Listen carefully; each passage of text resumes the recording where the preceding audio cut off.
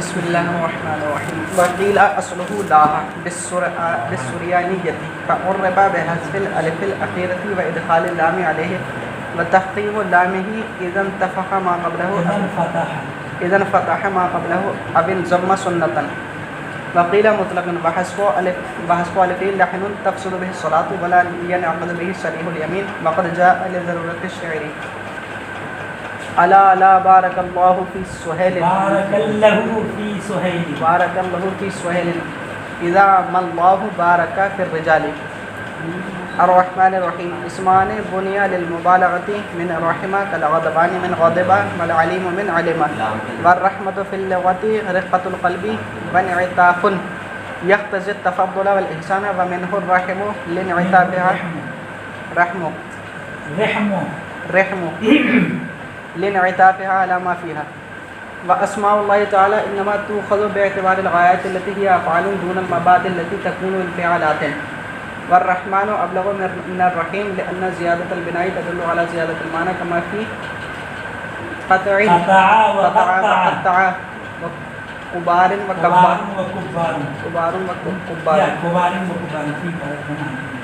وكبار وكبار وذلك إنما يؤخذ تارة باعتبار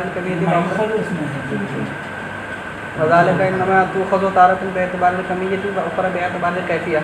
فعلى الأول قيل يا رحمن الدنيا لأنه يعم المؤمن والكافر ورحيم الآخرة لأنه يخص المؤمن. وعلى الثاني قيل يا رحمن الدنيا والآخرة ورحيم الدنيا لأن النعم الأخروية كلها جسام كلها بالتأكيد جسام. وأما النعم الدينية دنيوية فجليلة وحقيرة. وإنما قدم والقياس يقتضي الترقي من الأدنى إلى الأعلى لتقدم رحمة الدنيا ولأنه صار كالعلم من حيث أنه لا يوصف به غيره لأن معناه المنعم الحقيقي البالغ في الرحمة غايتها وذلك لا يشتغل على غيره لأن من عداه فهو مستعين بلطفه وإنعامه يريد به جزيل ثواب أو جميل ثناء أو مزيح رقة الجنسية أو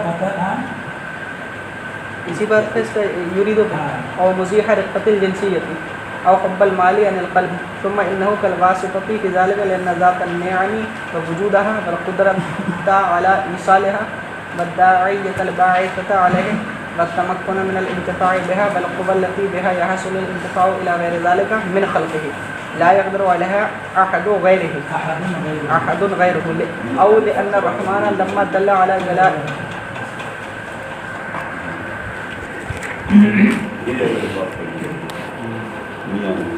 ہلو السلام علیکم. اس سریانیت اور کہا گیا ہے کہ اس کی اصل لاحا ہے سریانی زبان. فعرب بحذف الالف الاخیرۃ تو اس کو عربی بنایا گیا آخری الف کو حذف کر کے. تو لاحا جب تھا آخری الف حذف کر دیا گیا تو لاحا ہو گیا. لاہن چونکہ جب آخری الف حذف کر دیا گیا تو اب اعراب وغیرہ جو کچھ بھی ہو ہا کو آ جائے گا. تو اب گویا کہ لاہن ہو گیا. وہ ادخال اللام علیہ اس پر الف لام داخل کر دیا تو اب کیا ہو گیا اللہ. بات ختم ہو گئی. وتفخیم لامہ اذا انفتح ما قبلہ او انضم سنت. ما قبل جب لام کا ما قبل جب مفتوح ہو یا مضموم ہو تو لام کو پر کرنا تفخیم اس کو پر کرنا سنت ہے. جیسے کہ من اللہ پڑھا جائے گا ہے نا. نون پر اگر آئے ادعو اللہ اور اگر زیر آ گیا تو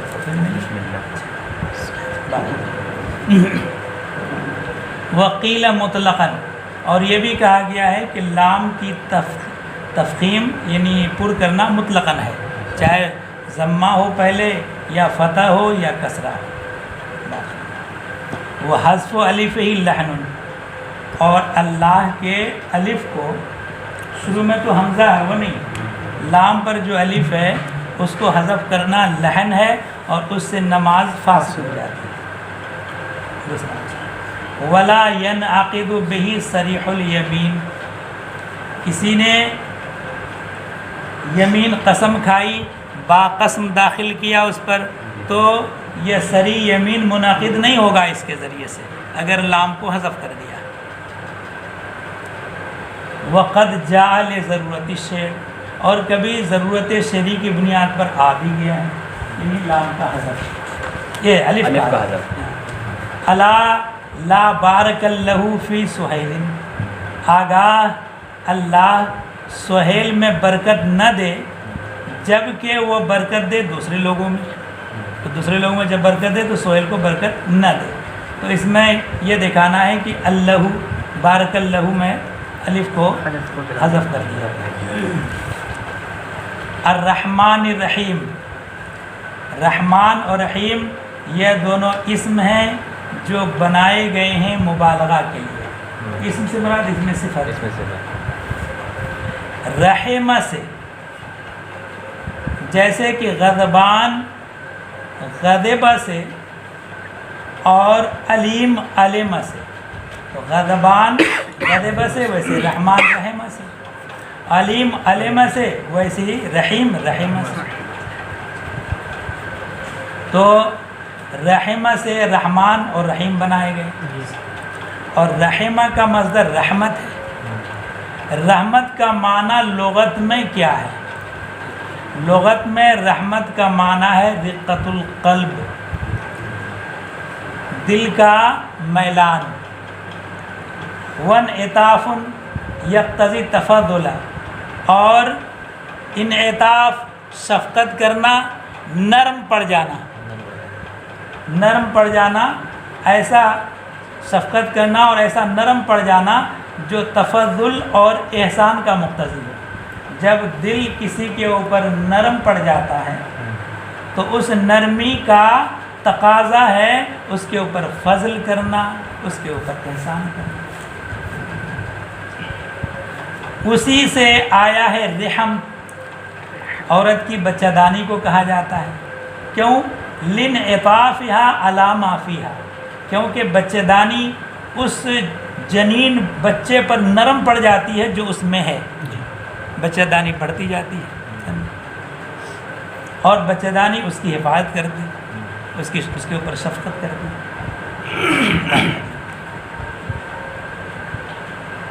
اسماء اللہ تعالی انما تؤخذ باعتبار الغایات التي هي افعال دون المبادئ التي تكون انفعالات۔ اللہ تبارک و تعالیٰ کے جو اسماء ہیں یعنی اسماء صفات، یہ اخذ لیے جاتے ہیں غایات کے اعتبار سے۔ پہلے ایک چیز سمجھیے، بندوں کے جو اسماء صفات ہیں، بندوں کے صفات،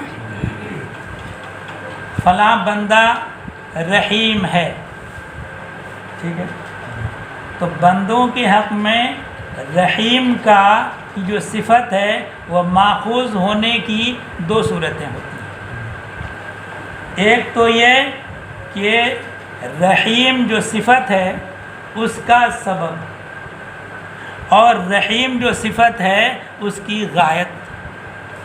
سبب جو ہے رحیم، یہ اس کا سبب ہے دل کا نرم پڑ جانا، دل کا نرم پڑ جانا۔ جب دل نرم پڑے گا تو رحیم ہوگا، اور جب رحیم ہوگا تو دوسرے کے اوپر فضل و احسان کرے گا، ٹھیک ہے۔ تو صفت بیچ میں لیجئے رحیم، اور اس کا مبدا یعنی اس کا سبب یہ ہوا رقت، یعنی دل کا کسی بھی چیز سے اثر لے کر کے منفعل ہو جانا، رقیق ہو جانا، اور اس صفت کے بعد اس کا جو اس کی غایت اور اس کا جو اثر مرتب ہوتا ہے اس کا ہے احسان و انعام۔ جو غایت ہے وہ از قبیل فعل ہے، اثر ڈالنا، اور اس کا جو سبب ہے وہ از قبیل انفعال ہے. ٹھیک ہے، وہ سبب ہے یا وہ عین رحم ہے؟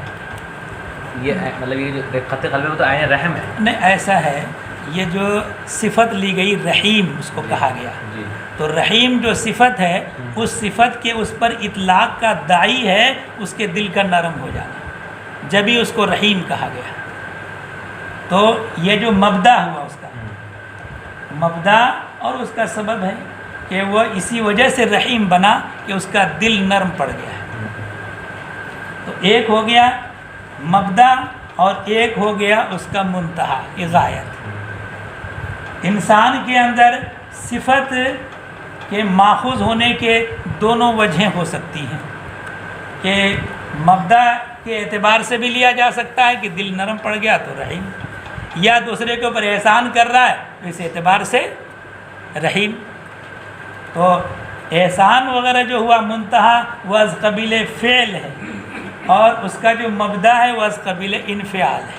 ٹھیک ہے، اور اللہ تعالیٰ کی جو صفات ہیں وہ جو لیے جاتے ہیں وہ از قبیل وہ لیے جاتے ہیں ادھر سے، یعنی غایات کی جہت سے، جو از قبیل فعل ہے، ادھر سے نہیں جو از قبیل انفعال ہے. ہر عبارت ہے وہ اسماء اللہ تعالیٰ انما توخذ بے اعتبار الغایات. اللہ تعالیٰ کے اسماء لیے جاتے ہیں غایات کے اعتبار سے. التی ہی افعال، جو کہ افعال ہیں. افعال کا مطلب وہی اسم فعل حرف والا فعل نہیں، افعال کا مطلب ہوا دوسرے میں اثر ڈالنا، دوسرے میں اثر ڈالنا. جو مقولہ فعل ہے، مقولات اثر میں سے جو ہاں. اور دون المبادی، مبادی نہیں، التی تکون انفعالات، جو کہ انفعالات ہوتے ہیں.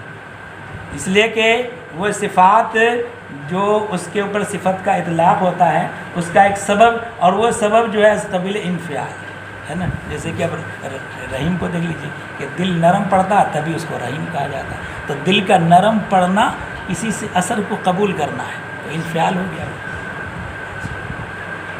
بات ختم. والرحمن ابلغ من الرحیم، رحمان رحیم سے زیادہ بلیغ ہے.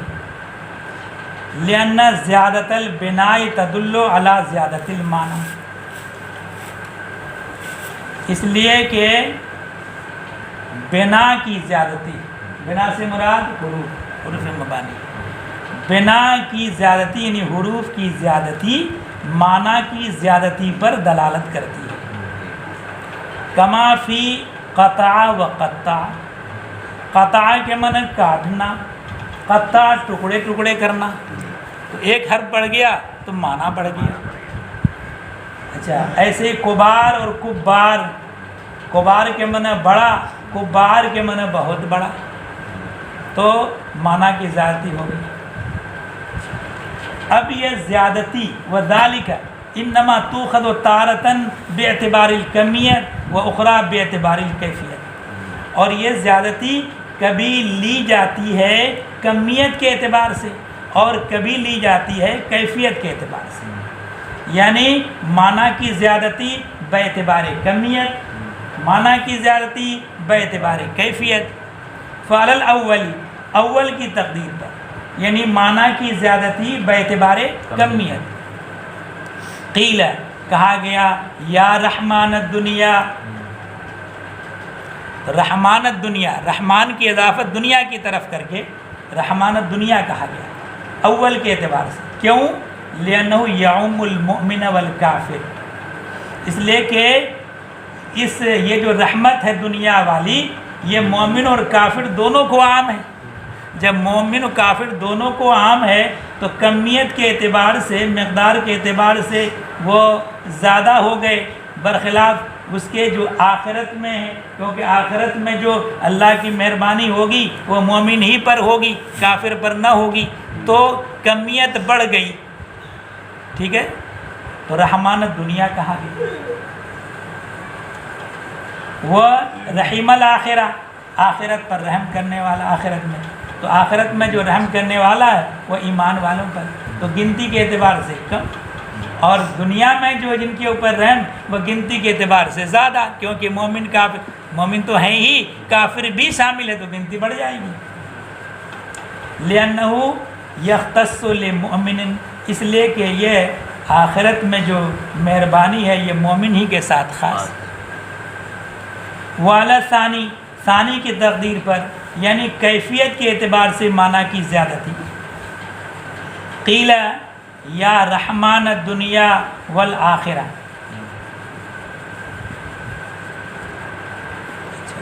تو رحمان الدنیا والآخرہ اور یا رحیمت دنیا. کیوں؟ لأن النعم الاخرویت کلہا جسام، اس لیے کہ اخروی نعمتیں جتنی ہیں وہ سب کے سب عظیم ہیں. ٹھیک ہے، دنیا کی یہ جو اخروی جو نعمتیں ہیں وہ سب کے سب عظیم ہیں.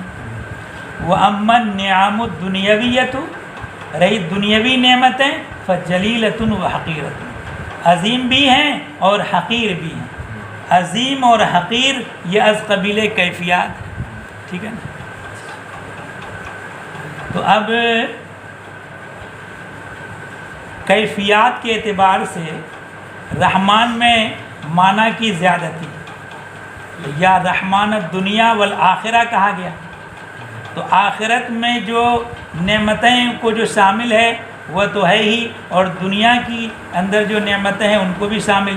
تو اس اعتبار سے کیفیت کے اعتبار سے رحمان کے اندر معنی کی زیادتی ہو گئی.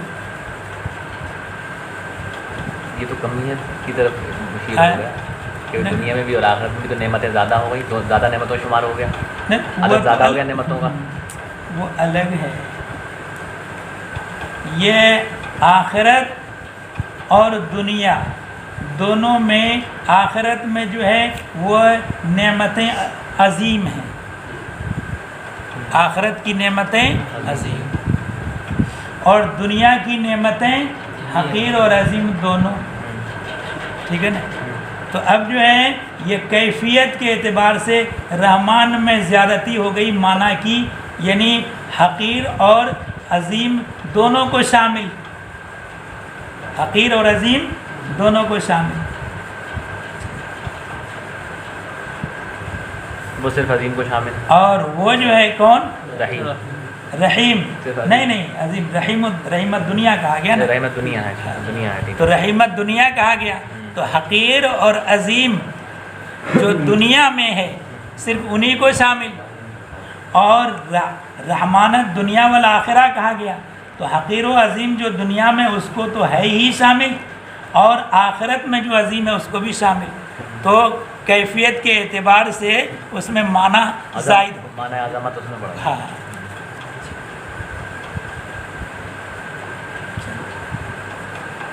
وَإِنَّمَا قَدَّمَ مقدم کیا رحمان کو.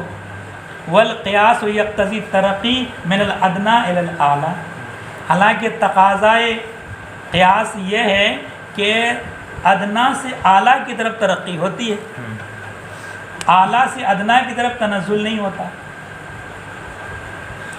مگر یہاں پھر بھی رحمان کو کیوں ذکر کیا گیا؟ تو کہا کہ ایسا ہے کہ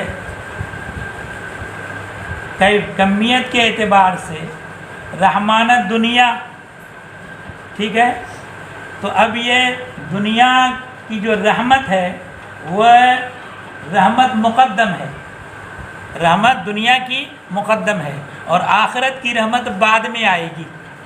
تو اس اعتبار سے یہ چونکہ رحمانت دنیا پہلے والے میں اور دوسرے والے میں رحمانت دنیا والآخرہ، تو یہ رحمان دونوں اعتبار سے پہلے والے میں کمیت کے اعتبار سے بھی رحمانت دنیا اور کیفیت کے اعتبار سے رحمانت دنیا والآخرہ، تو اس اعتبار سے رحمان کو مقدم کر دیا لے تقدم رحمت الدنیا، رحمت دنیا کے مقدم ہونے کی وجہ سے. ایک وجہ اور وَلِأَنَّهُ صَارَ كَالْعَلَمِ، اور اس لیے کہ یہ علم کی طرح ہو گیا. کیسے؟ من حیث انہ لا یوصف بہ غیرہ، اس لیے کہ اس سے کے ذریعے غیر کو موصوف نہیں کیا جاتا، یعنی اس کو کسی غیر کی صفت نہیں بنایا جاتا، تو یہ مرتبے میں علم کے ہو گیا، جیسے علم کسی دوسرے کی صفت نہیں بنتا۔ اور ایک وجہ لأن معنی ہو، تو یہ صفت کیوں نہیں بنتا؟ اس لیے کہ اس کا معنی ہے منعم حقیقی جو رحمت میں نہایت، رحمت کے انتہا کو پہنچا ہوا ہو، رحمت اس کے آگے اور تصور ہی نہیں رحمت کا، تو وہ منعم حقیقی جو رحمت میں غائب درجہ میں پہنچا ہوا ہو، وہ ذالک لا یصدق علی غیرہ، وہ اللہ کی ذات کے علاوہ کسی غیر پر صادق ہی نہیں ہے، یہ عدم وصف کی علت ہے۔ ہاں، لأن من عداہ فهو مستعید بلطفہ وانعامہ، اس لیے کہ اس کے علاوہ جو بھی ہے وہ کسی کے اوپر لطف کرتا ہے، تو اور تو اس کے ذریعے سے، کسی کے اوپر مہربانی کرنے کے ذریعے سے اس کا عوض کا وہ طلبگار ہوتا ہے، مستعید بلطف ہی و انعام ہی، تو اپنے مہربانی کرنے، کسی کے اوپر انعام کرنے سے وہ عوض کا طالب ہوتا ہے۔ ہاں، کوئی بھی اللہ کے سوا جو بھی ہے، وہ آدمی کسی کو دے رہا ہے تو اس کا مقصد دو طرح کا ہے، ایک تو یہ ہے کہ ہم اس لیے دے رہے ہیں کہ وہ بدلے میں ہمیں دے، ایک کہ یا ہم اس لیے دے رہے ہیں کہ بدلے میں اللہ کی بارگاہ سے ہمیں ثواب ملے، ہے نا، بل عوض جو ہے وہ لے رہا ہے، چاہے اس بندے سے لے یا اللہ سے لے، لیکن اللہ تبارک و تعالی جو کسی کے اوپر رحم فرماتا ہے وہ عوض اور غرض دونوں سے منزہ ہے نا، کہ پہلے کسی نے کچھ دیا ہو، اس کا عوض میں دے رہا ہو اللہ تعالیٰ، یا یہ اللہ تعالیٰ اس لیے دے رہا ہے کہ بعد میں اس سے کوئی غرض وابستہ کر کے اس سے کچھ ملے، تو اللہ تعالیٰ عوض اور غرض دونوں سے منزہ ہے، برخلاف بندوں کے افعال کے کہ وہ عوض میں ہوتا ہے یا طلب غرض کے لیے ہوتا ہے، تو یہ عوض طلب کرنے والا ہوتا ہے اپنے لطف اور اپنے انعام سے، یرید و بھی جزیل ثوابن اور جمیل ثنائن، اس کے ذریعے سے وہ ارادہ رکھتا ہے عظیم ثواب کا یا مخلوق سے اچھی ستائش اور تعریف کا، کہ لوگ ہماری تعریف کریں، او مزیح رقت الجنسیت، یا رقت جنسیت کو زائل کرتا ہے، یعنی دوسرے پر انعام کرتا ہے تاکہ لوگ ہم کو بھی ان جیسا نہ سمجھے، ایک جنس کا ہم کو اعلیٰ سمجھے، کہ ہے نا، تو اس جنسیت کی جو رقت ہے، یعنی جنسیت کی رقت کو دوسرے لفظ میں یوں کہہ لو جو کہ برابری یا اپنے اعتبار سے اس کا ہلکا پن، خفت، تو رقت کی خفت کو زائل کرتا ہے دے کر کے، یا یہ کہ زائل کرتا ہے اپنے دل سے مال کی چاہت کو، ہے نا، تاکہ لوگوں کو دیا جائے کہ مال کے تعلق سے چاہت کم ہو۔ ثم انہ کالواسطۃ فی ذلک لأن ذات نعم وجودہا والقدرت علیہا علی ایصالہا، چلو بھائی اس کو بعد میں